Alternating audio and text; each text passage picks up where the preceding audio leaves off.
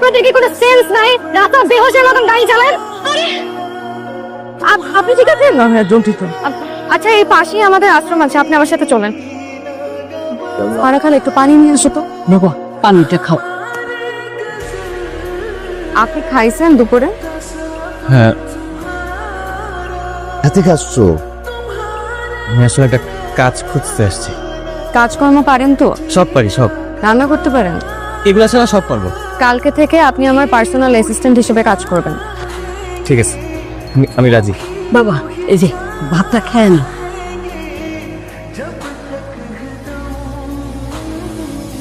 তো দারুণ খাবার। আমি এত বছর খাবার আমি কখনো খাই নাই। ম্যাডাম। কয়টা বাজে? Sorry madam. আমাকে ম্যাডাম ডাকবেন না। কি ডাকবো? আপু ডাকতে পারেন। আচ্ছা না, আপু না ডাকি, দেখলে ম্যাডাম ম্যাডাম ফিল হয়। যাইবা কোথায় এই যে যাবে? মনাবাজার। কত নিবা? 70 টাকা। চলো। এখান থেকে কেন 70 টাকা ভাড়া হয়? 40 টাকা দিয়ে না পা। 30 টাকা যাবেন আপনি? 30 টাকা মানে 30 টাকায়। উঠেন। আপনার বয়স কত? গতকালও তো করলা কিনলাম 35 টাকা কেজি, আজকে 50 টাকা হয়ে গেল। 2 কেজি নিব। 80 টাকা রাখেন। চুরি করার অভ্যাস আছে? হ্যাঁ মানে আগে যে ছিল সে প্রতিদিন 50-100 টাকা করে মারতো। না না না, চলেন। চোখ বন্ধ একদম। কি হচ্ছে আমি বুঝতে দেখেন আমার কোনো দোষ নাই, ওরা আমাকে হাত। জানি আমি, কিন্তু ওরা এক একটা বদের হাড্ডি। দেখেন এই বয়সে বাচ্চারা তো একটু দুষ্টামি করবে। এই বয়সে আমিও দুষ্ট ছিলাম, নাম শিওর এই বয়সে আপনিও দুষ্ট ছিলেন। আপনার কেন মনে হলো আমি দুষ্ট ছিলাম? আমার তো মনে হয় আপনি এখনো দুষ্ট। কি হয়েছে? কি হয়েছে? আমাদের এই আশ্রমের জন্য বিদেশি একটা সংস্থা থেকে অনুদান আসতো, গত 15 দিন যাবত হঠাৎ করে বন্ধ হয়ে গেছে।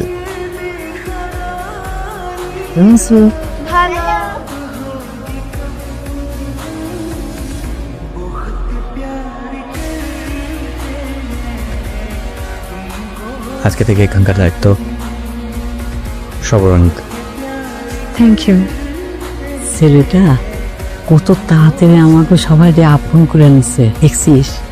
যারা যত তাড়াতাড়ি মানুষের কাছে চলে আসে তত তাড়াতাড়ি দূরে সরে যায়। প্রিয় জিনিস যতদিন কাছে থাকে তারে আদর যত্ন করে আগলায় রাখতে হয়। নেহা ছেলেটা কিন্তু খুব ভালো।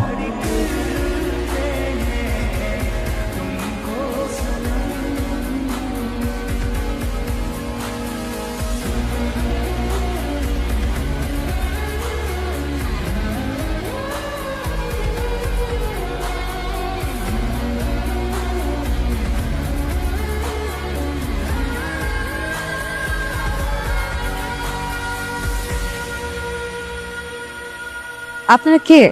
আপনি আমাদেরকে চিনবেন না, এই বাড়ির মালিককে একটু ডাকেন, তার সাথে একটু ব্যবসায়িক আলাপ আলোচনা আছে। আমি মালিক, বলেন। আমাদের স্যার এখানে একটা কমার্শিয়াল বিল্ডিং বানাবে, আপনি জায়গাটা ছাইরা দেন, তাতে আপনার মঙ্গল হবে। একবারও আপনাকে এই কথা বলছি যে আমি এই জমি বিক্রি করব? আশেপাশের যারা আছে না তাদের সবার জায়গা নেওয়া হয়ে গেছে, শুধু আপনার জায়গার জন্য বিল্ডিং এর কাজটা হচ্ছে না। আপনারা প্লিজ এখান থেকে চলে যান, আর নেক্সট টাইম কোনোদিন যেন না দেখি আপনাদেরকে এখানে আমি।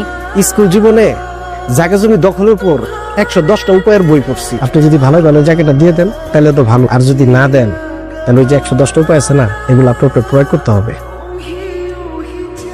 আপনার অনেক ভালোভাবে বুঝে আসছিলাম, আপনি জিনিসটা বুঝেন নাই। কিছুদিন পর কারেন্টের মতো বাড়িটাও যাইব।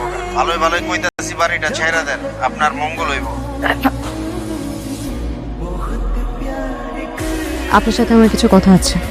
তা তো নিশ্চয়ই। আশ্রমের বিষয়ে শুনেছি ওখানে ইলেকট্রিসিটির প্রবলেম, পানির প্রবলেম। মাথা ঠান্ডা করে বস বস বস। আমি আশ্রমের ব্যাপারে কথা বলতে এসেছি, যে প্লটটা নিয়ে আপনারা উঠে পড়ে লেগেছেন। আচ্ছা আচ্ছা, আপনি কি নিজের পরিবর্তন ছাড়া কিছু চিন্তা করতে পারেন না? এতগুলো অসহায় মানুষ আশ্রম ছেড়ে দিলে কোথায় যাবে?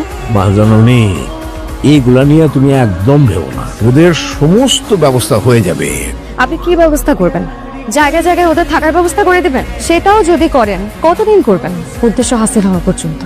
মা জননী, আমি একজন ব্যবসায়ী মানুষ। এত টাকা নিয়ে আপনি কি কবরে যাবেন? আমি যতদিন বেঁচে আছি আমার আশ্রমের কিছু হতে দিব না। আপনি আর আপনার লোক আমি যেন আমার আশ্রমের আশেপাশে আর কোনোদিন না দেখি। আসে।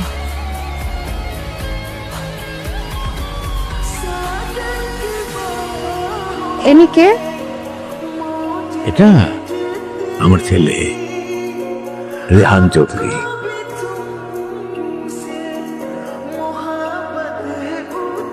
একটু আগে যাও।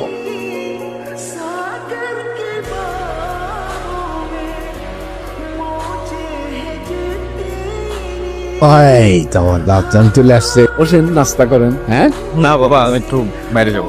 আপনি বাইরে যাবেন এই কথা শোনার সাথে সাথে তো আমার বুকের মধ্যে কেমন যেন ধরপড় করে ওঠে। ওর বাবা, কি যে বলো না তুমি মাঝে মধ্যে। কত লক্ষ্যের জন্য আমার তুমি খালি শাসন। আপনি কে?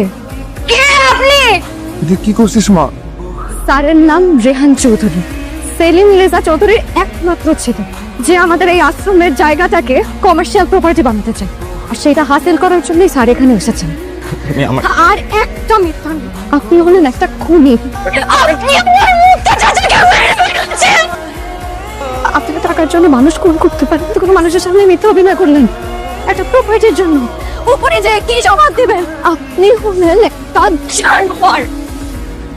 আপনি আমার আশ্রম থেকে বেরিয়ে যান, বেরিয়ে যান আমার আশ্রম থেকে।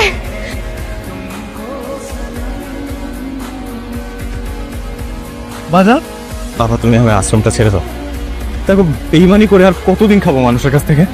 আমাদের আর কত টাকা প্রয়োজন, তুমি আমার বুঝাও তো একটু। আমি এগুলা কার জন্য করতেছি?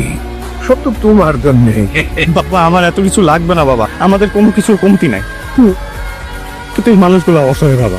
আমার ছেলে যা চাইতেছে তুমি কিন্তু সেটাই করবা, ব্যাস। তুমি চাও যে আমি আশ্রমটা ছাইড়া দেই? হ্যাঁ বাবা। আচ্ছা ঠিক আছে, তুমি যেটা চাইতেছো সেটাই হবে। জীবনে ব্যবসা করতে গিয়া কত বাপ করছি, টাকা পয়সার তো কোনো কমতি নাই। স্যার তাহলে এখন আমি কি করব? বাঁচাতে হবে ব্যবসা। কি করবা সে তো ভালো করেই জানো। আশ্রমের ওই মেয়েটা যেন কোনোভাবেই বেঁচে না থাকে, আগুন দিয়ে জ্বালায় দিবা। আপনি যা বলছেন আমি স্বচ্ছ পানির মতো সব বুঝছি। স্যার তাহলে আমি আসি।